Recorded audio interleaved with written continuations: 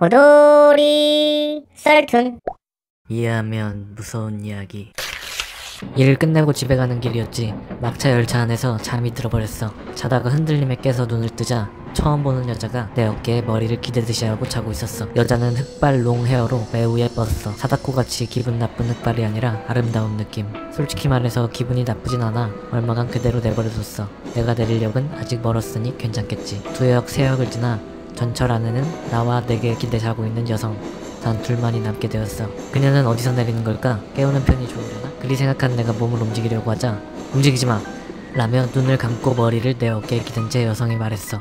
게다가 이어서 조금만 더 이대로 있고 싶어 라는 거야. 처음 보는 사람에게 그런 소리를 들어 이상했지만 여자에게 그런 말을 듣고 이유를 물을 정도로 눈치 없진 않아. 나는 조용히 어깨를 빌려주었어. 그래도 역시 내가 내릴 역이 가까워지자 걱정이 돼서 말이야. 일단 어느 역에서 내려? 하고 물어봤어. 그러자 떨어지는 역? 하고 대답을 해. 아니, 떨어지는 역 말고 내리는 역. 내리는 역이 떨어지는 역이야. 또 의미불명한 대답. 더욱이 그녀는 당신이 내리는 역이 내가 떨어지는 역이라고 하는 거야. 혹시 자살이라도 하는 게 아닐까 해서 신경이 쓰였어. 떨어지면 안 돼 라고 했어. 그러자 그녀는 당신이 내리면 나는 떨어져 라는 협박 같은 말을 해. 할 수 없이 그럼 안 내려 라고 해줬어. 그러자 그녀는 기쁜 듯이 고마워, 약속이야, 어기면 당신도 떨어져야 해 라고 말을 했어. 오싹했지만 그녀를 진정시키는 것이 먼저였지. 자살을 막고 싶은 마음 하나로 나는 그래 약속할게 라고 말했어. 그때 전철이 흔들렸어. 그리고 그녀 쪽을 본 나는 그녀의 이해할 수 없는 행동들을 전부 이해했어. 내리면 그녀는 떨어진다. 그리고 나도 역시 떨어질 테니까. 오빠가 광란하여 가족을 모두 죽였다. 바로 오빠는 체포되어 사형을 받았다. 여동생은 운 좋게 살아남았지만 사건의 쇼크로 인해 기억을 잃고 말았다. 아버지도 어머니도 잃고 기억도 없다. 텅 빈 마음으로 무기력하게 살아가던 여동생은 어느 날 점쟁이와 만나 자신의 과거를 점치기로 한다. 당신의 오빠는 냉정했습니다. 점쟁이가 말했다. 왜 가족을 죽였을까요? 아니요, 오빠가 죽인 것은 한 명뿐입니다. 여동생은 모든 것을 깨닫고 울었다. 첫 번째 이야기. 전철이 흔들린 순간 떨어진 것은 여자의 목이었습니다. 내가 내리면 떨어진다는 것은 내가 일어나면 기댈 곳이 없어 목이 떨어진다는 뜻이었습니다. 두 번째 이야기. 광란하여 가족을 죽인 것은 여동생이었습니다. 오빠는 여동생을 대신하여 잡혀갔죠. 오빠가 죽인 한 사람은 여동생 자기 자신이라는 뜻이었습니다. 이해하면 무서운 이야기. 운송회사 배달원을 했었을 때의 이야기야. 평소대로 낮에 배달을 들고 있었어. 이건 번화가 뒷골목에 있는 지은 지 몇십 년이나 되어 보이는 낡고 인기도 없는 주상복합 빌딩에 갔을 때 일이야. 한여름이었고 꽤 높은 층까지 올라가야만 했기 때문에 엘리베이터를 사용하려고 했어. 버튼을 누르자 금방 문이 열렸어. 그러자 갑자기 한 여성이 끔찍한 표정으로 하고 미친 것처럼 소리 지르며 뛰쳐나왔어. 나는 나도 모르게 뒷걸음질을 쳤지. 그 여성은 그대로 번화가로 달려가 사라졌어. 뭐지? 야쿠자한테 험한 꼴이라도 당했나? 약이라도 했나? 이런 칙칙한 분위기의 빌딩이라니. 안에서 뭐가 튀어나올지 몰라. 잔뜩 겁먹은 채 엘리베이터 안을 들여다봤어. 확인했지만 아무것도 없었어. 계단에서 사람이 내려온 기미도 안 보였어. 꺼림직하네. 빨리 짐 두고 나가자. 그리 생각하면서 나는 엘리베이터에 탔어. 남자는 3개월 전 뺑소니에 의해 아들을 잃었다. 아내가 먼저 세상을 떠나 호라비의 몸으로 키워낸 아들만이 삶의 의미였던 남자는 범인을 죽이고 싶을 정도로 원망하고 있었다. 어느 날 남자는 고서점에서 악마 계약이라고 적힌 책 한 권을 손에 넣는다. 이런 것을 믿지는 않지만 아무것도 할 수 없는 자신을 용서할 수 없었던 남자는 악마를 소환해보기로 했다. 그러자 놀랍게도 악마는 나타났다. 악마가 말했다. 네 바람은 무엇이지? 아들을 죽인 놈에게 복수하고 싶어. 죽이고 싶어. 너의 죽음이 대가여도 상관없나? 아들을 잃은 남자는 자신의 목숨 따윈 아깝지 않았다. 며칠 후 뺑소니범이 알 수 없는 죽음을 맞이한 것을 들은 남자는 악마와 계약한 것을 떠올렸다. 악마가 거짓말을 한 건가? 나는 살아있어. 뭐지? 어떻게 된 거야? 그런 의문을 안고 며칠이 지났을 쯤 다시금 악마가 남자의 앞에 나타났다. 계약은 이해했다. 잘 있어라. 내 죽음을 보수로 받는다고 했잖아. 나는 왜 살아있는 거지? 확실히 보수는 너의 죽음이다. 틀림없이 받았어. 악마는 웃으면서 마지막 말을 남기고 사라졌다. 첫 번째 이야기. 그 엘리베이터는 닫힌 버튼밖에 없었습니다. 그래서 밖에서 누가 버튼을 누르지 않으면 엘리베이터에서 나갈 수가 없었던 것이죠. 그 여자는 엘리베이터에서 갇혀있는 여성이었습니다. 남자가 이제 갇힐 차례였죠. 두 번째 이야기.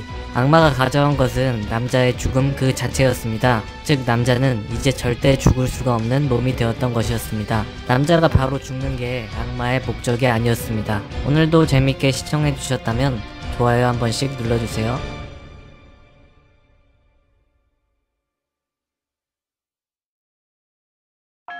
오돌이 썰툰. 이해하면 무서운 이야기. 속도 위반을 단속하던 순경은 몹시 속도가 느린 차를 발견하고 오히려 위험하기 때문에 정차시켰다. 차 안에는 80살 정도의 여성이 5명 타고 있었는데 운전을 하고 있던 노파 외에는 모두 눈을 부릅뜨고 안색이 새파랗게 질려 있었다. 운전석에 앉아있던 노파는 이상하다는 듯이 물었다. 순경 아저씨, 저는 언제나 표시대로 속도를 내고 있어요. 지금도 21km로 달리고 있었으니까요. 할머니, 저 표시에 있는 21은 국도 21호선이란 뜻이에요. 그 말을 듣고 노파는 부끄러운 듯이 대답했다. 어머나 그랬군요. 죄송해요. 순경은 노파에게 운전을 조심하도록 전한 후 한 가지 신경 쓰이는 점에 대해서 질문했다. 왜 다른 네 분들은 아까부터 한마디도 하시지 않는 건가요? 뭔가 모두 넋이 나간 듯이 보이는데? 그러자 운전석에 앉아있던 노파는 대답했다. 아까까지 모두 즐겁게 수다를 떨었는데 말이에요. 258번 국도에 들어서기 전까지는. 할아버지 장례식이 지루해서 같은 나이대의 친척 아이들과 숨바꼭질을 하고 있자 엄마한테 잔뜩 혼이 났다. 친척 아이라고 해도 많이 있어서 몇 번 만난 애도 있었지만 처음 보는 애도 있었다. 다른 아이들도 혼이 났다. 모두와 같이 풀이 죽어 있자 버스가 왔다. 우리 집은 형제만 해도 10명이나 있는 대가족이라서 버스로 화장터까지 가 라고 엄마는 말한다. 또 혼나면 안 되니 착하게 버스에 탔다. 그런데 한 명 버스에 타지 않는 아줌마가 있었다. 뭔가 당황한 것처럼 누군가의 이름을 부르면서 주변을 마구 뛰어다니고 있었다. 하지만 버스는 출발하고 말았다. 장례식은 원래 이런 건가? 우리들은 얌전히 있으라고 하면서 어른들은 난리를 피우니 싫다. 왜 장례식에 가는 것뿐인데 경찰 아저씨한테 여러 말을 듣는 걸까? 화장된 할아버지의 유골이 2명분이 있었다던가? 그런 걸 나한테 말해봤자 하나도 모른다고.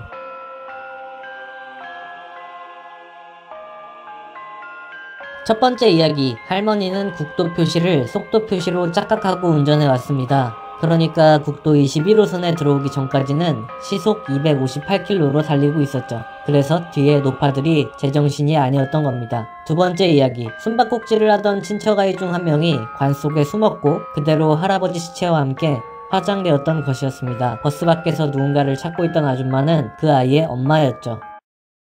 오돌이 썰툰. 이해하면 무서운 이야기. 고등학생일 때 이야기입니다. 어느 날 내일 제출할 과제를 학교에 깜빡 두고 온 것을 깨닫고 1층에 있는 교실에 가지러 갔습니다. 벌써 꽤나 늦은 시간이라서 선생님도 없어 안에 들어갈 수 없었어요. 시험 점수가 낮은 나는 과제를 하나라도 제출하지 않으면 위험했죠. 그래서 필사적으로 어디 문을 잠그지 않은 창문이 없나 둘러봤습니다. 그러자 1층 화장실 창문이 열려 있었죠. 거기서 안에 들어가 내 교실까지 들어갔습니다. 저는 엄청 겁쟁이였기 때문에 교실에 도착한 것만으로도 이미 벌벌 떨고 있었어요. 잊은 물건을 챙기고 바로 문을 향해 갔는데 무서워서 엄청 초조했던 나는 당겨야 열리는 문을 계속 밀고 있었습니다. 안 열려! 안 열려! 하고 계속 조급해하다가 겨우 눈치를 챘는데 이미 완전 패닉 상태라 미친듯이 뛰어서 계단을 내려가 밖으로 나갔습니다. 나와서도 전력 질주를 해서 집으로 돌아갔죠. 집에 돌아오자마자 곧장 내 방에 들어가 이불을 덮어 썼습니다. 어느 정도 진정되자 잠에 빠져버렸어요. 문득 눈이 떠져 과제를 해야 한다고 생각했는데 배가 고파서 일단은 뭔가 먹기 위해 방을 나오자 때마침 아버지가 돌아오셨습니다. 그러자 어머니가 당황한 모습으로 현관으로 갔어요. 무슨 일이지? 라고 생각하고 있자 아버지가 호돌이가 돌아오지 않는다니 정말이야? 라고 말을 하는 겁니다. 그런데 엄마가 학교에 뭘 가지러 간다고 나간 후로 무슨 소리야, 나는 여기 있어. 나는 부모님을 향해 여기 있잖아! 라고 했지만 부모님은 아무 말도 하지 않았어요. 영문을 모르겠어서 방으로 돌아와 학교에 두고 온 것을 가지러 갔을 때 일을 떠올리던 도중 나는 깨닫고 말았어요. 어쩌면 나는 이미... 노인이 설명한 게임의 내용은 다음과 같아 상자 안에는 많은 상금이 들어있으며 남자가 훌륭하게 상자를 열면 안에 든 상금은 남자의 것이다. 상자는 매우 튼튼하여 맨손으로 여는 것은 불가능하지만 주변에는 도끼 같은 것이 놓여있었다. 시간 제한 같은 건 일절 없다고 한다. 남자는 부디 하게 해달라고 대답했다. 남자가 돈을 얻을 찬스는 있지만 리스크는 없어 보였기 때문이다. 참가를 표명한 남자에게 노인이 말한다. 실은 상자에 도달할 때까지 몇 가지 난관이 있네. 50만원을 내면 상금 바로 곁에 시작하게 해주지. 남자는 웃으며 50만원을 건넸다. 게임이 시작됐다. 시작할 때부터 상금은 남자의 눈앞에 있었다. 첫 번째 이야기. 처음에 1층에 있는 교실에 가지러 갔어 라고 말한 점을 보아 교실은 1층에 있는 것을 알 수 있다. 즉 원래 1층에 있는데 거기서 또 계단을 내려갔는데 어째선지 밖으로 나올 수 있었는데 그곳은 있을 리 없는 공간, 다른 세계로 가버린 것이었습니다. 두 번째 이야기. 상자 안에 있는 상금이 남자의 눈앞에 있다는 것은 남자가 상자 안에 있다는 것, 즉 게임이 상자 안에서부터 시작되었고 남자가 상자 안에서 나갈 수 있는 방법은 없다는 것이었습니다. 오돌이 썰툰. 이해하면 무서운 이야기. 오늘은 아버지께서 돌아오시는 날이다. 아버지는 뱃사람이라 집에 많이 없다. 돌아오는 날은 정말 기쁘다. 생글생글 웃으시는 아버지와 오랜만에 만나니 나도 남동생도 따라서 생글생글 웃고 만다. 어머니도 매우 즐거운 듯해 아버지가 계실 동안은 식탁에 진수성찬이 가득하다. 휴가가 끝날 즈음 아버지는 나와 남동생을 번갈아 안으시더니 많이 커야 한다 라고 말씀하시고는 또 배를 타고 여행을 떠나신다. 나도 남동생도 다시 아버지와 만나는 날이 매우 기대된다. 슬픈 소식이 들어왔다. 아버지가 타고 있던 배가 침몰하여 아버지는 2번 다시 집으로 돌아오시지 못하게 되셨다고 한다. 나와 남동생은 울었다. 아버지가 없을 때만이니까 참을 수 있었던 건데 더욱 최악인 것은 오늘부터 우리들은 여름방학이다. 나와 남동생은 이제 가을을 맞이할 수 없게 되겠지. 남자가 서재에서 총에 맞아 죽어있는 것이 발견되었다. 남자는 책상에 엎드려 있었고 손에는 총이 쥐어져 있었다. 책상 위에는 녹음기가 있었다. 형사가 재생 버튼을 누르자 나는 이제 살아갈 수 없어. 내게는 살 이유가 아무것도 없어 라는 메시지가 들리고 이어서 총소리가 울리는 것이 들려왔다. 형사는 이것을 듣고 그는 자살을 한 것이 아니라 살해당한 것이라고 확신하였다.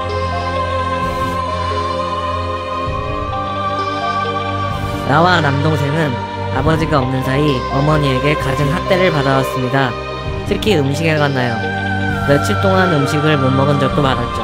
학교를 다닐 때는 급식이 있었으니 참을 수 있었지만 방학이 되어 급식도 먹지 못하게 되었고 아버지는 2번 다시 돌아오지 못하기 때문에 가을을 맞이하기 전에 나와 남동생은 죽을 것이라는 뜻입니다. 두 번째 이야기. 남자가 총으로 자살을 한 것이라면 총을 쏜 후 녹음기가 처음으로 되감겨져 있을 리가 없죠. 그래서 형사는 녹음기를 듣고 타살이라고 확신하게 된 것입니다. 오돌이 썰툰. 이해하면 무서운 이야기. 남편이 한 달 전부터 매일 같은 악몽을 꾼다고 토로했다. 그의 말은 이러했다. 한밤중에 악몽을 꾸다가 일어나면 천장에 나랑 똑같이 생긴 사람이 날 쳐다보고 있어. 그리고는 나한테 이렇게 말하는 거야. 넌 이제 충분히 살았지? 이제 바꿀 때야 라고. 남편은 매일 아침 인사처럼 아내에게 상담을 했기 때문에 아내도 점점 걱정이 되기 시작했다. 그러던 어느 날 아침 남편이 일어나서 그 꿈을 이야기하지 않았다. 아내는 기쁜 마음에 오늘은 그 꿈 안 꿨어? 라고 물어보니 남편이 말했다. 무슨 꿈? 어느 부부가 사는 집에 강도가 들었다고 합니다. 아내가 집에 있을 때 강도가 왔다고 합니다. 다행히 아내가 우연히 손에 들고 있던 칼로 강도를 쫓아낸 것 같습니다. 아내를 데리러 경찰서에 가서 사정을 듣고 보니 인터폰이 울리길래 당신인 줄 알고 현관문을 열러 갔는데 문을 여니 강도가. 남편은 아내를 끌어안고 분명히 무서웠을 거라고 생각하고 부부 둘이서 집으로 돌아갔습니다. 첫 번째 이야기. 꿈에서 나온 자신과 똑같은 귀신이 했던 이제 바꿀 때야 라는 말처럼 실제 남편과 꿈속 의문의 도플갱어의 몸이 바뀐 것입니다. 따라서 평상시 남편과 아내가 했던 꿈 얘기를 귀신은 모르기 때문에 무슨 꿈? 이라고 물어본 것입니다. 두 번째 이야기. 분명 아내는 남편인 줄 알고 현관문을 열러 갔는데 칼을 쥐고 있었습니다. 즉 아내는 남편을 칼로 찔러 죽일 계획이었죠. 하지만 타이밍 좋게 강도가 왔었네요. 이제 부부 둘이서 집으로 돌아가면 남편은 죽겠죠? 오돌이 썰툰. 이해하면 무서운 이야기. 남자는 어떤 집으로 이사를 갔다. 그곳은 새로 지은 집이라 전선을 아직 연결하지 못했다. 아직 가족 빼고는 귀찮아서 이사 왔다는 사실을 알리지 않았다. 밤이 되자 불은 켜지지도 않고 해서 아주 무서웠는데 갑자기 누군가가 와서 똑똑거리는 소리가 들렸다. 남자는 누구세요? 하니까 밖에서 야마 나 몰라? 라고 했다. 남자는 다시 물었다. 누구세요? 대학 선배잖아 이 새끼야 라는 소리와 함께 선배가 들어왔다. 남자는 안심했다. 선배랑 남자는 인사를 나누고 공포영화를 보기로 했다. 한참 보던 중 선배가 말했다. 야 불도 안 들어오고 꽤 무서운데? 나는 답했다. 그러게요. 그러더니 갑자기 선배가 또 말했다. 와 급한데 지금. 야 화장실 같이 가자. 나는 반문했다. 싫어요. 알겠어 후배놈아. 후배라서 참아준다. 남자는 계속 공포영화를 시청했다. 갑자기 그의 머릿속에선 여러 생각이 들었다. 그리고 그는 당장 문을 박차고 사람이 많은 시내로 도망갔다. 내 친구 중에는 소방서에 다니는 소방사와 지방 파출소에 다니는 경찰관이 있어 서로 굉장히 사이가 좋아. 우리 셋은 오랜만에 만나 술집에서 술을 마셨어. 소방사가 말했다. 얼마 전에 사건이 있었는데 말이야. 부모 자식이 3명 사이좋게 일자로 누운 채 까맣게 불타서 죽었어. 흔히 화재가 일어나면 침착하고 도망칩시다 라고들 하잖아. 그건 불가능해. 가스를 마시면 우선 몸이 움직이질 않거든. 의식이 있는 동안에도 조금씩 타들어가는 거야. 그러니까 힘들겠지. 경찰이 말했다. 서에서 들은 것 같다. 그 사건 방화 아니었어? 끔찍한 일이었지. 요즘 나도 일 때문에 현장 나갔었어. 주차장에서 연탄 자살이 있었거든. 진짜 장난 아니더라. 연탄 쓰면 괴롭지 않다는 소리는 거짓말인 모양이야. 얼굴이 변했던걸? 나는 말했다. 얼마 전에 황화수소 같은 것도 유행했었지? 소방사가 말했다. 그것도 안 돼. 깔끔하게 죽는다는 소리 다 개뻥이야. 가스 마스크 하지 않으면 맛이 이상해. 실제로 녹색으로 얼굴이 변색되어서 괴로움에 몸부림치다가 죽으니까. 경찰이 말했다. 그것도 들어봤어. 요즘 근방에서 유행하고 있지. 확실한 건 역시 밧줄로 목매달고 자살하는 거야. 그것도 아무에게도 발견되지 않게 깊은 숲속에서. 나는 말했다. 무서운 소리 좀 하지마. 무슨 완전 자살 매뉴얼 쓰냐? 소방사도 따라 말했다. 웃기는 소리 하지 좀 마라. 그리고 헤어진 후에 경찰관 친구에게 전화가 걸려왔다. 아참 오늘 이야기는 아무한테도 하지마. 꽤나 진지한 말투에 갑자기 한 소리라서 의미를 전혀 알 수 없었다. 그게 어쩐지 무서웠다.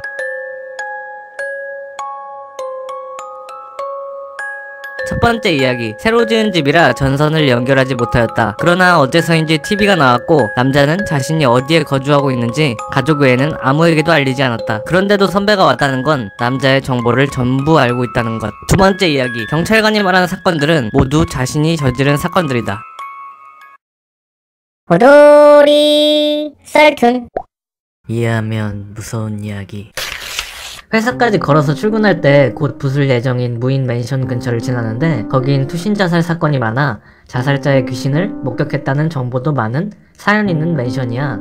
주변에 가로등도 적고 밤은 꽤나 으스스해서 무서워. 얼마 전에 잔업하느라 비가가 11시쯤 되었을 때 벌벌 떨면서 거길 지났는데 일순간 맨션 옥상에서 사람 같은 게 보인 기분이 들었어. 쫄아서 심장 멈추는 줄 알았어. 자세히 봤는데 역시 옥상에 누가 서 있었어. 설마 유령인가? 하고 생각한 순간 그 사람이 뛰어내렸어. 콘크리트로 박히는 기분 나쁜 소리가 나고 여자가 쓰러져 있는 것이 보였어. 서둘러 휴대폰으로 구급차를 부르고 그 사람에게 달려갔어. 피투성이에 발은 이상한 방향으로 꺾여있고 귀신은 아니었지만 상당히 공포스러웠어. 떨어지는 소리를 들었는지 맨션 베란다에서 몇 명 내 쪽을 내다보는 사람도 있었어. 금방 구급차에 실려갔는데 집에 돌아와서도 현장 일이 떠올라 전혀 잘 수 없었어. 다음날 얘기를 들으니 중상이었지만 목숨에 지장은 없었다고 해. 진짜 미수로 끝나서 다행이야. 만약에 죽었다면 진짜로 트라우마 될 뻔했네.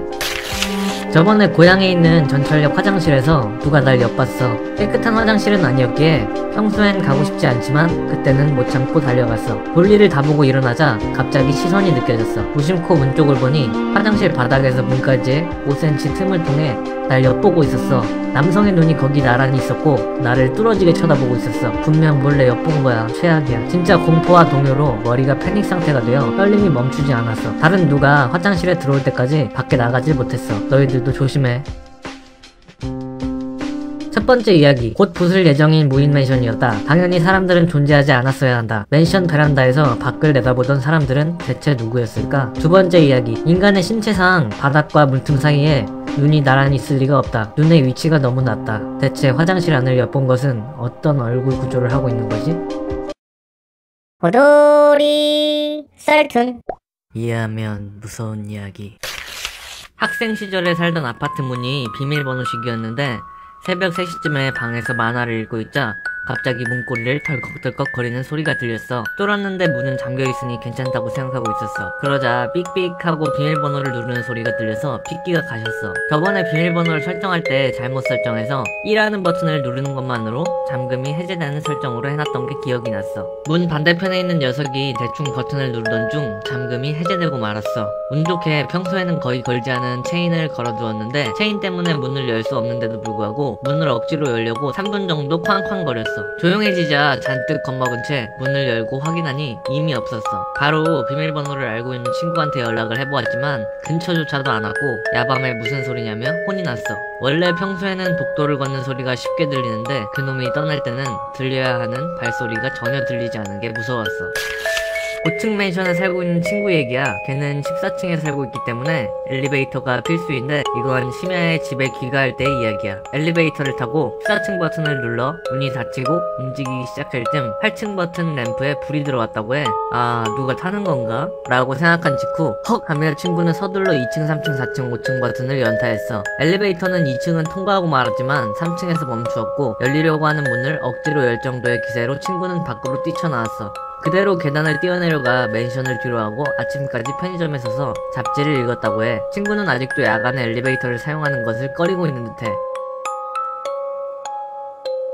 첫 번째 이야기. 평소에는 잘 들리던 발소리가 들리지 않았다. 아직 떠나는 발소리가 들리지 않았다. 놈은 아직 가까운 곳에 있다. 두 번째 이야기. 엘리베이터 층 버튼에 불이 들어오는 경우는 엘리베이터 안에서 눌렀을 경우뿐이다. 과연 8층 버튼 램프는 어떻게 눌렸을까? 호돌이 썰툰. 이해하면 무서운 이야기.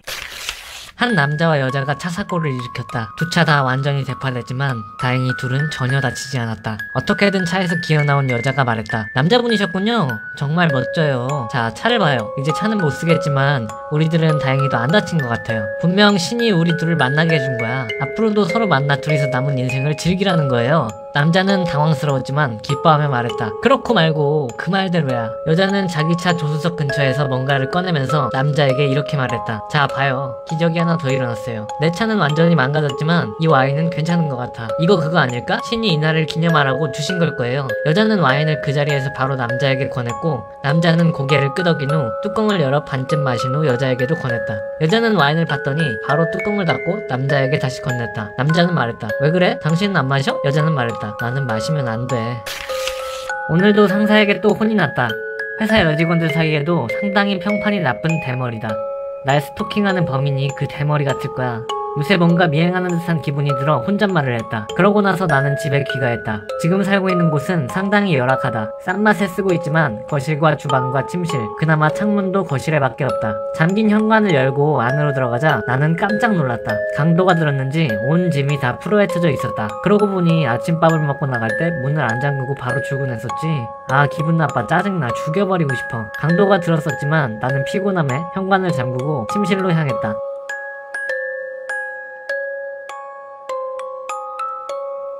첫 번째 이야기. 곧 경찰이 와서 음주 측정을 하게 되면 여자는 남자만 걸리게 만들려고 남자에게 와인을 마시게 한 것이다. 고로 자신은 마시지 않는 것. 두 번째 이야기. 문을 열어둔 채 나간 기억이 남아있는데 귀가했을 때 잠긴 현관을 열고 들어갔다. 그렇다는 것은 도둑은 아직 집안에 숨어 있다는 것.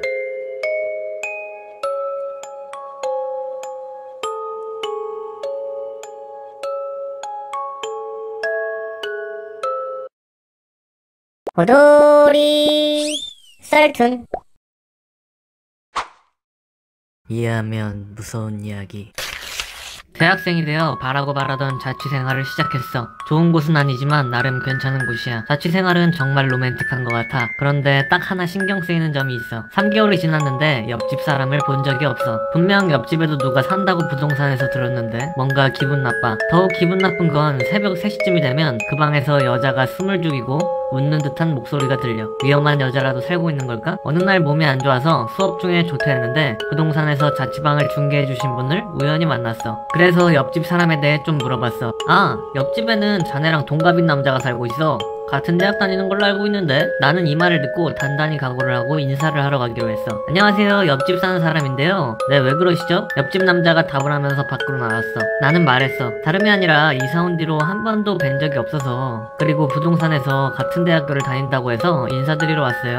남자는 말했어. 아, 그쪽도 땡땡대학교군요. 앞으로 잘 부탁해요. 전 매일 밤마다 알바를 해서 별로 집에 없어요. 뭐야, 그런 거였구나. 우리는 시답지 않은 대화를 나눴어. 그러고 보니 가끔 여자 목소리가 나는데. 아, 여친도 같은 곳에서 알바를 해서 같이 일하는 날은 가끔 퇴근한 뒤에 우리 집에 와요. 나는 부럽다는 생각을 하며 말했다. 아, 그렇군요. 괜찮으면 여자친구분에게도 안부 전해줘요. 그리고 나중에 술도 한잔해요. 그쪽 여자친구도 같이. 여자친구 없는데. 어떤 지방에 큰 지진이 일어났다. 피난소인 초등학교에서 자기로 했지만 사람들이 많아 시끌벅적하고 엄청 더웠다. 바람을 쐬러 밖에 나갔다가 웅성웅성 소리가 들리는 불이 꺼진 건물을 발견했다. 그 건물이 무척이나 따뜻하고 조용해서 나는 많은 사람들 옆에 누워있었다. 잘됐다 싶어 거기서 자려고 했지만 잠시 후 이상한 점을 느꼈다. 너무 조용하다. 나는 건물에서 뛰쳐나왔다. 첫 번째 이야기. 옆집 사람은 여친이 집에 올 때도 있다고 하지만 가끔이라고 했다. 즉 매일 들리는 그 목소리는 옆집 사람 여친이 아니다. 그리고 어째서 옆집 사람은 나에게 여자친구가 있다고 짐작한 걸까? 옆집 사람도 나와 마찬가지로 새벽에 여자 목소리를 들은 것이다. 나의 집과 옆집 사람 집 사이에 벽 안에 뭔가가 있다. 두 번째 이야기. 다른 사람들은 모두 시체였다. 웅성웅성 얘기를 한 건 그들의 영혼들이었다. 호돌이 썰툰. 이해하면 무서운 이야기. 내가 욕실에서 샤워를 하고 있을 때 거실에서 비명이 한번 들렸다. 나는 바로 욕실에서 나와 알몸으로 거실로 갔다. 그러자 거기엔 복면을 쓴 남자와 몸에서 피가 흐르고 있는 부모님, 여동생의 시체가 바닥에 굴러다니고 있었다. 복면을 쓴 남자는 나를 보자마자 바로 창문으로 도망쳤고 나는 새파랗게 질려 그 자리에 주저앉았다. 컴퓨터를 하고 있던 중 메일 한 통이 왔다. 뭔가 싶어 열어보니 혼자가 되면 죽는다. 이 한마디밖에 적혀있지 않았다. 나는 조금 무서웠다. 장난 메일이라고 생각했지만 그 다음 바로 통과하는 여친이 말했다. 편의점 다녀올게. 나는 순간적으로 초조해졌다. 이대로라면 혼자가 되고 만다. 아니, 하지만 그건 아마도 장난일 거야. 분명 그럴 거야. 아무리 그래도 여자친구에게 무서우니 가지마 이런 말을 할 수 있을 리가 없지. 그럼 다녀올게. 응. 그리고 2시간이 지났다. 뭐야, 괜찮잖아. 쫄게 만들기는 역시 장난이었던 거구나.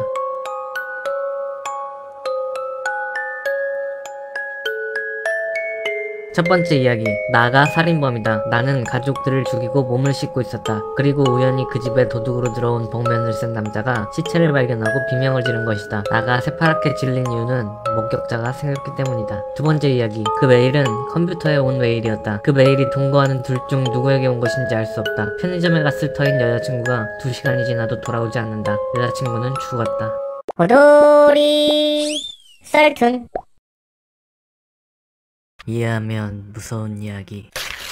밖에서 산책하고 있던 도중 여성의 비명 소리가 들렸어. 나는 놀라 그쪽으로 가보니 도로에 여성이 커다란 철판 더미 같은 것 앞에 주저앉아 있었어. 그 여성에게 여성이 보고 있던 책을 주워주면서 물어보려 했는데 놀란 탓인지 말을 못해. 바로 작업복을 입은 사람이 와서 얘기를 해주었는데 아무래도 빌딩 위에서 공사를 하고 있던 중 떨어뜨린 것 같았어. 다친 사람은 없었고 여성은 놀라 주저앉은 것 뿐이라고 해. 다행이지만 대낮에 이런 사고라니 기분 나쁘네. 산책이 끝날 때쯤 해가 지기 전에 한 번 더 그 장소에 들러봤어. 여자도 그대로 거기 있었고 철판 더미는 아직 남아있었어. 말을 걸어봤어. 괜찮으세요? 여자는 답했어. 아, 이제 진정돼서 괜찮아요. 아까 읽다가 떨어뜨린 책을 읽고 있었어요. 나는 말했어. 아, 그렇군요.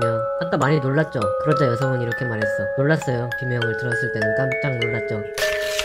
뇌사가 확정되고 나서 2주가 경과한 나의 남동생은 무수한 튜브에 연결되어 인공호흡기와 점액에 의해 살아가고 있었어. 하지만 그것도 어제까지의 이야기. 그는 죽고 말았어.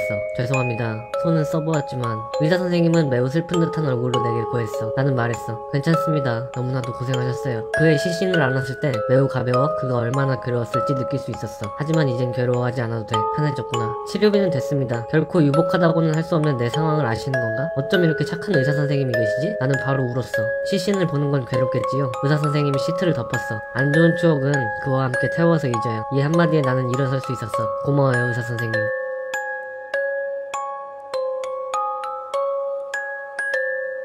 첫 번째 이야기. 비명을 지른 것은 여성이 아니었다. 그럼 주인공이 들은 비명은 대체 누구의 비명이었을까? 철판 밑에 누군가가 깔려 죽었다. 두 번째 이야기. 의사는 장기 매매를 하고 있던 것이었다. 그의 시신이 가벼웠던 이유는 몸 안에 장기를 다 뽑았으니까. 치료비가 필요 없다고 한 것은 그 대신 장기를 가져갔으니까. 호돌이 썰툰, 이해하면 무서운 이야기. 나는 배달원을 하고 있어. 그래서 오토바이를 타고 고속도로를 이용하는 것이 일과였어. 오늘도 짐을 배달하기 위해 고속도로에 타 목적지로 향했어. 얼마간 달리고 있자 차선을 바꾼 차와 접촉했어. 순간적으로 밸런스를 잃었지만 어떻게든 자세를 바로잡았어. 위험하네 진짜. 뒤는 확인하라고. 그리 생각하면서도 아무 일도 없었기에 계속 달렸어. 그리고 목적지에 도착하여 고속도로에서 내리려고 요금소에 가서 돈을 내기 위해 바이크를 세웠어. 그 순간 나는 쓰러졌어. 어젯밤 늦게 회사에서 야근했어. 그래서 버스도 전철도 없어서 콜택시를 불렀어. 택시를 타고 집에 가는 길에 기사님과 이야기를 했어. 기사님이 말했어. 어제 근처 레스토랑에서 칼을 든 남자가 날뛰다 도망쳤다는데 우리들도 조심하라더군요. 만약 태워도 모른 척하고 내린 후 신고하라고 하던데요? 나는 말했어. 무섭네요. 저희 동네도 무서운 사건이 있었어요. 어떤 사람이 지나가는 사람 머리를 돌로 찍었었어요. 기사님이 말했어. 무섭다. 그래도 뭐 유령을 태우는 것보단 나아요. 그놈들은 무임승차하고 사고도 모르고 장난 아니에요. 아니 태운 적 있어요? 자주 태워요. 오늘은 딱 손님이랑 엇갈려서 내렸어요. 모르셨나요? 첫 번째 이야기. 차선을 바꾼 차와 접촉한 그 순간 내 다리가 날아갔던 것이었다. 한쪽 다리가 없어 나는 쓰러질 수밖에 없었다. 두 번째 이야기. 유령은 택시에 사고를 부르는 존재이다. 그렇다는 건 주인공이 탄 택시는 곧 사고가 날 것이다. 호돌이, 썰툰, 이해하면 무서운 이야기. 부모님 사정으로 정든 집에서 이사를 가게 되었다. 나는 친구들과 헤어지는 게 싫어 반대를 했지만 2대1로 다수결이니까 이런 말도 안 되는 이유로 이사를 가게 되었다. 새로운 집에서 새로 생긴 내 방에 인터넷을 연결해 컴퓨터 게임을 하고 있었다. 간만에 재미있게 하고 있다가 새벽이 되고 피로가 쏟아져 목욕을 하기로 했다. 욕조에 들어가 느긋하게 쉬고 있으니 2층에서 누가 내려왔다. 가족을 깨운 걸까 싶었는데 그 사이 발소리가 탈의실까지 들어왔고 목소리가 들렸다. 오빠! 씻고 있어? 빨리 나와. 당황한 듯 대답하고 조용히 있으니 이어서 진짜 안 나오면 같이 들어간다. 말이 끝나자마자 문이 열리려고 한다. 쫄아서 온 힘으로 문을 붙들고 소리쳤다. 저리 가! 그렇게 한참 실랑이를 하다가 반대편 힘이 약해졌다. 조금만 더 하면 됐는데 이 말과 함께 발소리가 점점 멀어져 갔다. 하지만 내 목소리 때문에 가족들이 깨서 한밤중에 떠들지 좀 마. 민폐잖아. 이사 온 지 얼마 되지도 않았는데 이웃분들께 민폐 끼치지 마. 이렇게 혼이 났지만 나는 그런 걸 신경 쓸 상황이 아니었다. 평소 나는 지하철을 자주 이용한다. 내가 자주 이용하는 역에는 매일 아침 통근 시간마다 역내에 앉아 뭔가 투덜투덜 중얼거리는 남자가 한 명 있었다. 어느 날 호기심이 동한 나는 그 남자 근처에 서서 그가 중얼거리는 걸 들어보기로 했다. 그의 눈앞으로 조금 뚱뚱한 아줌마가 지나갔다. 그러자 남자는 돼지 라고 중얼거렸다. 뭐야, 단순한 욕이었나? 사람을 동물에 빗대고 있을 뿐이잖아. 흥미를 잃은 내가 그에게서 멀어지려는 찰나 남자는 앞을 지나가는 샐러리맨을 보고 사람, 확실히 엄청 평범해 보이는 사람이긴 한데 다른 날도 심심풀이 삼아 그의 말을 엿들었다. 남자의 앞으로 깡마른 사람이 지나갔다. 그러자 소? 저렇게 야윈 사람을 보고 다음엔 아주 전형적으로 비만 체형인 남자가 지나갔다. 그는 말했다. 야채? 돼지가 아니라? 나는 하루 종일 고민할 수밖에 없었다. 그러다 한 가지 생각을 해냈다. 그는 어쩌면 현생이 아닌 이전의 생을 보고 있는 건 아닐까? 몇 번이나 남자를 관찰하는 사이 의문은 확신으로 바뀌었다. 그러다 남자에게 지금까지 가져온 의문과 남자의 능력을 손에 넣는 방법을 가르쳐달라고 청원했다. 남자는 잠시 동안 멍한 눈으로 나를 쳐다보다 이내 내 머리에 손을 댔다. 그 다음날부터 남자는 역에 나타나지 않았다. 대체 그 남자는 뭐였을까? 나는 남자가 가졌던 능력을 손에 넣었다. 근데 그 능력은 내가 기대했던 것과는 완전히 다른 것이었다. 이 능력으로 알 수 있는 건 단 하나. 그 사람이 이전 식사에 뭘 먹었느냐 하는 것. 너무나 시시한 능력에 나는 그만 웃어버렸다. 첫 번째 이야기. 처음에 2대1 다수결로 이사가 결정되었다고 했다. 어머니, 아버지, 나. 여동생은 존재하지 않는다. 여동생인 척한 존재는 인간이 아니다. 두 번째 이야기. 이전 식사에 뭘 먹었느냐 하는 것을 볼 수 있다고 했다. 야채, 소, 돼지. 남자가 능력으로 읽어낸 이전 식사들 중엔 사람도 있었다. 식인종이 주변에 있다.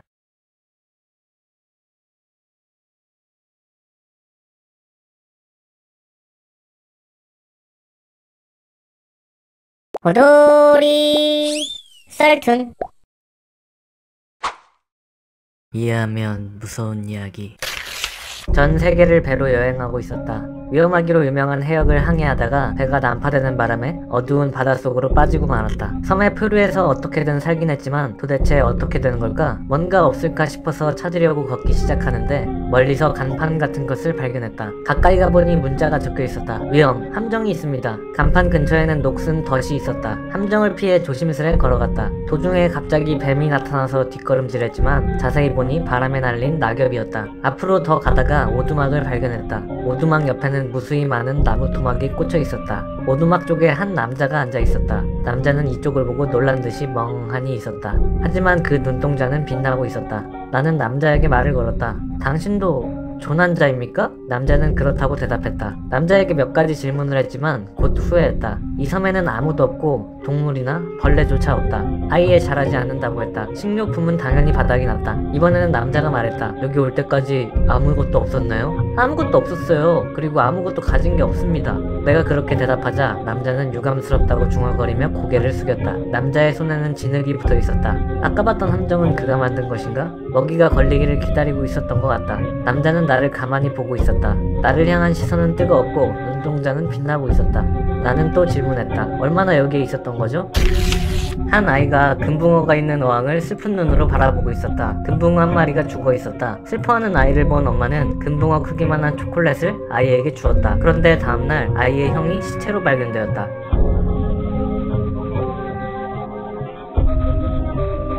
첫 번째 이야기. 원래 있던 남자는 같이 조난된 사람들을 식량으로 사용했었다. 주인공도 곧 식량이 될 예정이다. 두 번째 이야기. 형만한 초콜릿을 얻기 위해 형을 죽였다. 오돌이 썰툰. 이해하면 무서운 이야기.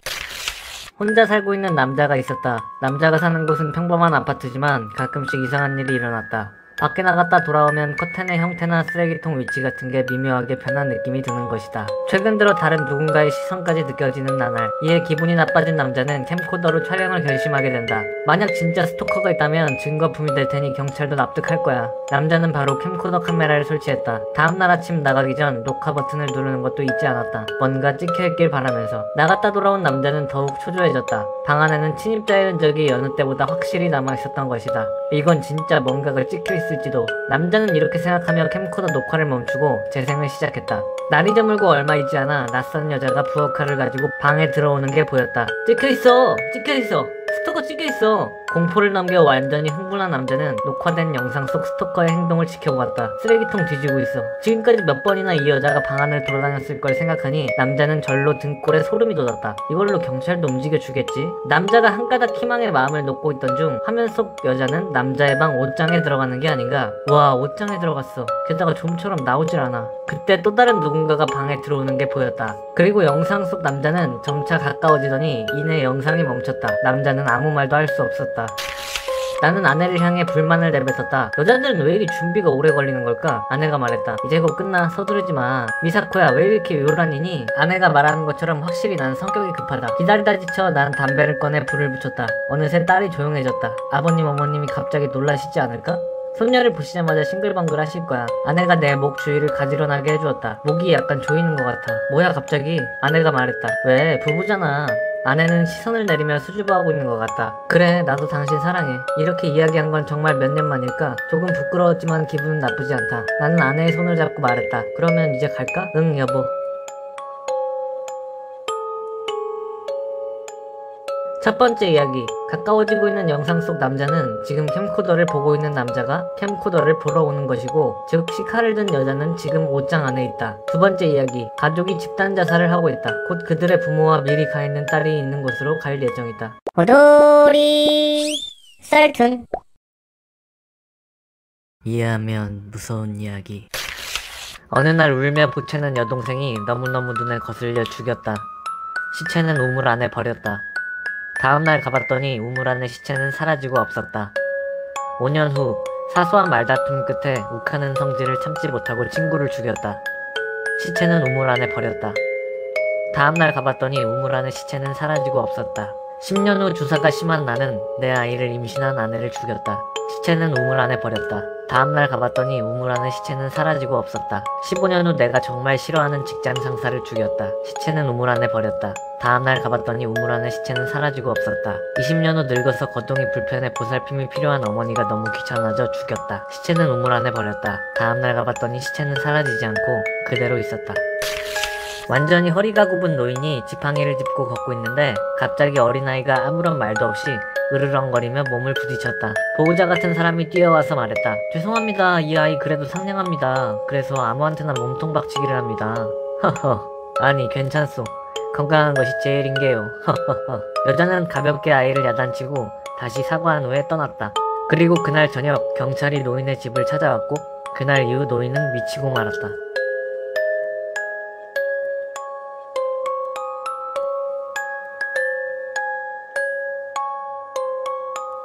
첫 번째 이야기. 아들이 죽인 시체를 엄마가 계속 뒤처리해왔던 것이다. 자신의 시체는 뒤처리하지 못했다. 두 번째 이야기. 어린아이는 납치당한 후 혀가 뽑혀 말을 할 수 없는 상태였다. 납치범에게 벗어날 기회를 얻었지만 실패하였다. 오돌이 썰툰. 이해하면 무서운 이야기. 7년 정도 전에 할머니가 죽었는데 할머니가 죽고 내 생일이 된 날 PC를 사용하던 중 뭔가 등 뒤에 온 듯한 느낌이 들었다. 되돌아보면 사라질 듯 약하지만 분명 뭔가 있다. 알 수 없는 실루엣이 있는 느낌. 눈에 보이진 않았지만 그게 할머니라는 걸 바로 알 수 있었다. 말을 걸거나 손을 대는 것도 아니라 다만 지켜보고 있을 뿐. 아마 내 마지막 생일 축하를 보러 와준 거라 생각한다. 좋잖아. 이런 마음 따뜻해지는 이야기. 한 수학 교수가 있었다. 그는 집으로 돌아가던 도중 코인 하나를 주었다. 코인에는 한쪽 면에는 삼각형 모양, 다른 한쪽 면에는 별 모양이 새겨져 있었다. 교수는 확률에 대해 연구를 하고 있었기에 이 코인의 뒤편이 나올 확률을 조사하려고 했다. 하지만 교수는 둘 중 어느 쪽이 뒤편인지 알 수 없었다. 다음날 교수는 여러 사람들에게 코인에 대해 물어보았다. 하지만 모두 본 적조차 없다고 한다. 그날부터 교수는 매일 코인을 가지고 다니다 사람을 만나면 그때마다 코인에 대해 물어보았다. 그리고 시간이 날 때마다 코인을 던져 나온 면을 체크했다. 그 후 얼마나 시간이 흘렀을까? 교수는 몇 달 동안 동전을 가지고 실험하다가 엄청나게 초췌해진 얼굴로 나타나선 드디어 삼각이 나올 확률과 별이 나올 확률이 나누어졌다고 했다. 삼각 25%, 별 75%, 신뢰할 수 있는 확률이다. 하지만 교수가 알고 싶었던 확률은 뒤편이 나올 확률이었다. 결국 어느 쪽이 뒤편인지 알지 못한 채 교수는 죽었다.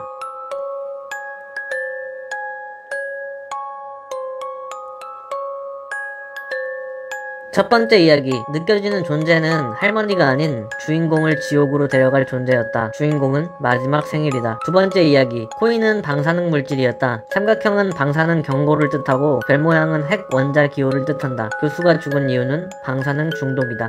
오돌이 썰툰.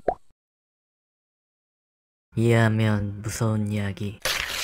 저주 사전을 손에 넣었다. 서두에는 이렇게 적혀 있었다. 사전에 적힌 순서대로 행하면 저주가 성공하지만 순서대로 하지 않으면 그 저주는 당신에게 돌아옵니다. 당신은 그래도 행하시겠습니까? 물론이지. 사실 내게는 용서할 수 없는 놈이 있다. 그렇기 때문에 이 저주 사전을 손에 넣은 것이다. 나는 순서대로 저주를 걸기 시작했다. 1번. 먼저 눈을 감고 저주하고 싶은 상대의 얼굴을 떠올린다. 잊고 싶어도 잊혀질 리가 없지. 나는 놈의 얼굴을 떠올렸다. 좋아. 다음은 어디 보자. 2번. 어떤 저주를 걸고 싶은지 떠올린다. 생각할 수 있는 모든 고통을 계속 가한다. 좋아. 다음. 3번. 마지막으로 눈을 뜬다. 길에서 10년 후에 자신이 보이는 카메라라는 것을 주었다. 말도 안 되는 물건이라 생각하고 나는 웃었다. 재미삼아 자신을 찍어보니 역시나 아무것도 찍히지 않았다. 뭐야, 고장난 거잖아. 나는 작은 기대감이라도 가진 나에게 실망을 했다. 그래도 찍는 김에 지나가던 친구를 찍어보았다. 그러자 갑자기 카메라 액정에 노숙자가 된 친구의 모습이 나타났다. 카메라가 작동한다는 것에 놀랐지만 친구의 10년 뒤 노숙자 모습이 더 눈에 띄었다. 친구의 미래를 보고 나는 비웃었다.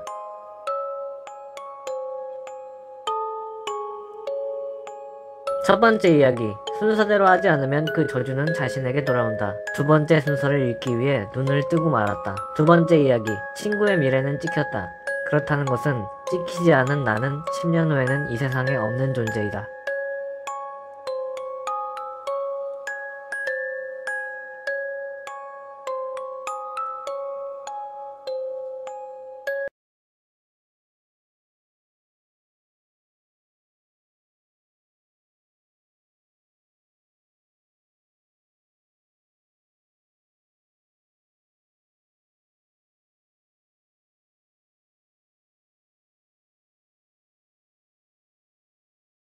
오돌이 썰툰.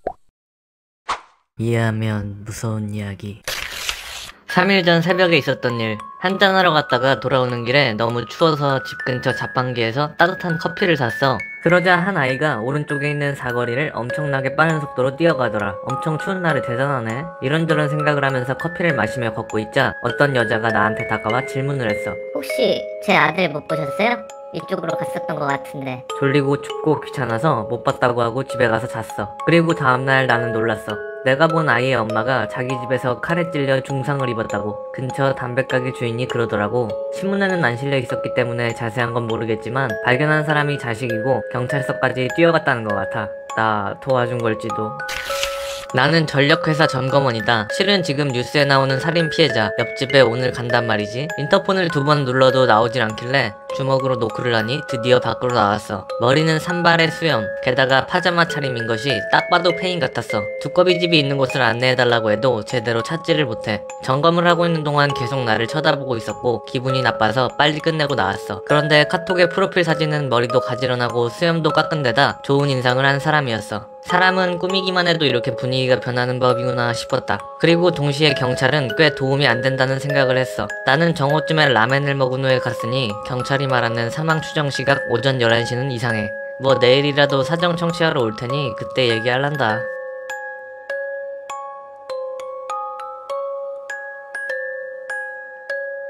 첫 번째 이야기. 범인은 그날 아들을 찾던 여자. 아들은 그 여자가 자기 엄마를 칼로 찌르는 것을 목격했다. 그리고 그 아이가 경찰서에 신고를 하러 가는 것을 나가 목격했다. 그리고 살인자가 그 아이를 죽이려고 쫓아가다가 놓쳐 우연히 마주친 나에게 거짓말로 아들을 못 봤냐고 물은 것이다. 만약 나가 사실대로 말했다면 그 아이는 살해당하였을지도 모른다. 두 번째 이야기. 집에서 나온 것은 집주인이 아닌 살인범이다. 호돌이 썰툰. 이해하면 무서운 이야기. 1년 전 우리 대학 학생이 무인도에서 7명 전원 죽은 사건이 있었지. 있었지. 그게 왜? 실은 그 사건 모습을 찍은 비디오가 여기 있단 말이지. 진짜? 에이, 거짓말. 수상해. 진짜로? 뭐 일단 봐보자고. 비디오가 재생되자 처음에는 평범한 여행처럼 보였는데 그날 밤에 시체가 하나 발견되고 거기서부터 패닉 영상처럼 보였다. 모두가 벌벌 떨고 겁먹어 있었다. 거기서 연이어 시체가 발견되고 결국은 카메라맨과 소녀 한 명이 남았다. 소녀는 말한다. 당신이 범인이지? 내가 범인일 리 없는걸. 게다가 이런 상황에서 비디오를 찍고 있다니. 이상해. 아니야. 내가 아니야. 이건 경찰에 증거로 보여주기 위해서. 그 순간 갑자기 화면이 어두워져 그 다음에는 무참한 소녀의 시체와 목을 메고 자살한 것으로 추정되는 카메라맨 남자가 찍혀있다. 거기서 비디오는 끝이 났다. 어떤 구슬가게가 있었어. 근데 그 구슬가게가 아이들 때문에 너무 시끄러워서 종업원은 귀마개 대신으로 조그만 쇠구슬을 양쪽 귀에 끼워 넣었어. 그런데 너무 귀 속으로 꽉 넣는 바람에 안 빠지게 된 거야. 귀이개로 빼려고 해도 귀이개를 넣을 틈도 없어. 꾀를 내어 아들이 갖고 있는 자석으로 빨아들이려고 했지만 공부할 때 쓰는 자석 가지고는 도저히 무리였어. 그래서 그 종업원은 지인이 일하는 기업 연구소를 찾아갔어. 전에 그 연구실에서 실험용 초강력 전자석이 있다는 얘기를 들었기 때문이야. 지인은 진료하곤 하하, 바보 같은 녀석이네. 뭐 좋아. 우리 회사 건 엄청나게 강력한 자석이니까 간단히 빠질 거야. 거기에 귀를 대. 종업원은 설치된 자석이 있는 곳에 일단 오른쪽 귀를 댔어. 지인이 전자석 스위치를 눌렀어. 그 말대로 그 자석은 초강력이라 빠친코 구슬이 순식간에 자석에 끌려 쨍쨍 하는 충돌 소리가 연구실에 울려 퍼졌어.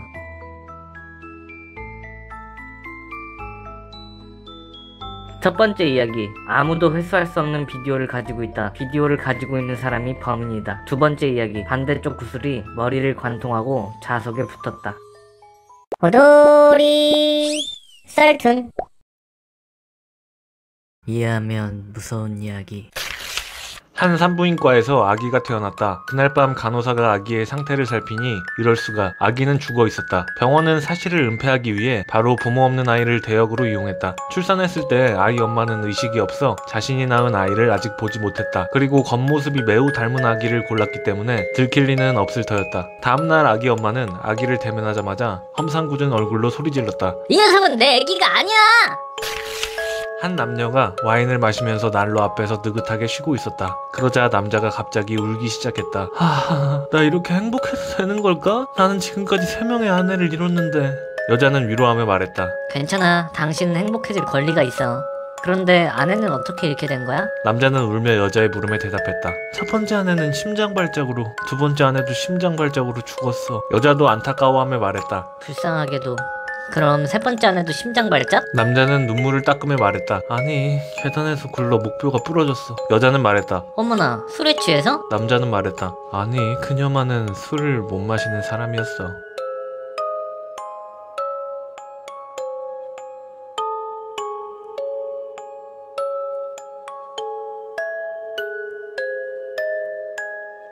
첫 번째 이야기. 아기 엄마가 아기를 죽였기 때문에 아기가 자신의 아기가 아니라는 것을 알 수 있었다. 두 번째 이야기. 남편이 첫 번째, 두 번째 아내는 술에 무언가를 타서 죽이고 세 번째 아내는 술을 마시지 못하므로 계단에서 밀어 죽였다. 그리고 현재 함께 와인을 마시고 있는 여자도 아마... 오돌이 썰툰. 이해하면 무서운 이야기. 요즘 근처에서 살인사건이 났어. 피해자는 전부 같은 초등학교 아이들. 이 범행은 매우 잔혹하여 시체는 눈뜨고 보기 힘든 형태로 변해 있다고 해. 사건 현장에 받쳐진 많은 꽃들. 하지만 그 중엔 클로버가 대량으로 받쳐져 있어. 다른 현장에도 반드시 클로버가 대량으로 놓여 있어. 아무래도 한 할머니가 그것을 둔다는 것 같아. 나이는 80살쯤 되었으려나? 매우 온화해 보이는 할머니. 눈물은 보이지 않고 상냥한 미소로 이쁜 클로버를 받치고 손을 마주친 후 돌아가. 손자인 걸까? 아는 아이인 걸까? 나도 꽃을 바치고 싶어서 현장에 가니 때마침 할머니와 만났어. 할머니는 평소처럼 클로버를 바치고 있었어. 나는 궁금해서 물어봤어. 왜 클로버를 바치는 건가요? 클로버는 잎이 4개 있기도 한 행복한 꽃이잖아. 저 세상에서도 행복하게 지내주길 바라는 뜻을 담고 있어. 그리 답한 할머니는 매우 상냥한 눈을 하고 있었는데 이따금 서글픈 표정도 잠깐씩 보였어. 실은 말이야, 우리 손자도 죽었어. 다른 사건인데 학교에서 사고로. 자세한 얘기는 아직 모른대. 이 살인사건으로 죽은 아이들, 손자와 엄청 사이 좋았다고 해. 그래서 이렇게 모두에게 클로버를 바치고 있어. 눈물을 흘리며 그리 말하고는 할머니는 그곳을 떠났어. 이런 상냥한 할머니가 있구나. 그리 생각하며 나는 집에 돌아갔어.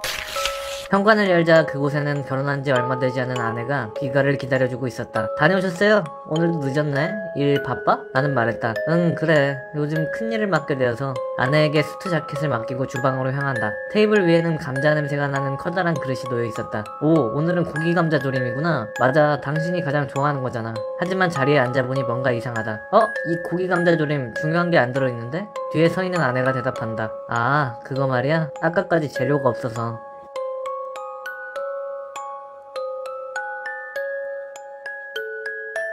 첫 번째 이야기, 클로버의 꽃말은 복수. 두 번째 이야기, 아까까지는 고기 감자조림의 중요한 부분인 고기가 들어있지 않았지만 나가 돌아온 것으로 재료가 손에 들어온 듯하다. 즉 고기는 남편인 나. 정말 일 때문에 늦게 오는 것인데 착각과 질투로 인해 남편이 바람을 피우고 있다고 믿고 있다. 그리하여 남편을 고기 감자조림의 고기로 만듦으로써 보복을 하기로 한다. 오돌이 썰툰. 이해하면 무서운 이야기. 어떤 학교에 여자아이가 있었어. 여자아이는 학교에서 매일 심한 괴롭힘을 당했어. 같은 반 여학생에게 인적 드문 곳으로 끌려가 남들이 모르게 괴롭힘을 당했어. 어느 날 그 여자아이는 학교 화장실에서 자살했어. 스스로 두 손과 두 발을 절단하고 죽어 있었지. 사인은 과다출혈인 듯했어. 근처에는 그녀가 쓴 것으로 보이는 유서가 남겨져 있어. 먼저 떠나는 불행을 용서해 주십시오. 저는 괴롭힘을 당하고 있었지만 제 자살과 그것은 일절 관련 없습니다. 주변 사람들은 매우 슬퍼했어. 오늘 3만원 주고 산 이어폰이 망가졌다. 엄청 크게 들었던 탓인지 갑자기 끊기고 말았다. 젠장, 3만원이나 두고 샀는데. 열받은 나머지 주먹으로 450만원짜리 플라즈마 TV를 때려버렸다. 순간적으로 이성을 찾아 고장나지 않았는지 서둘러 확인해 보았다. 화면은 보인다. 다행이다. 그런데 소리가 들리지 않는다. 망할. 훨씬 비싼 플라즈마 TV도 고장나 버렸다. 그런데 오늘은 참 조용하네. 기분 전환 삼아 산책이라도 다녀올까? 보너스 이무임. 무서우니까 방부터 욕실까지 전부 불 켜두고 목욕하고 왔어. 무서운 생각은 안 해서 괜찮았는데 오히려 욕실에서 나와서 불 켤 때 걸어두었던 신발이 떨어졌을 때 더 쫄았지 뭐야.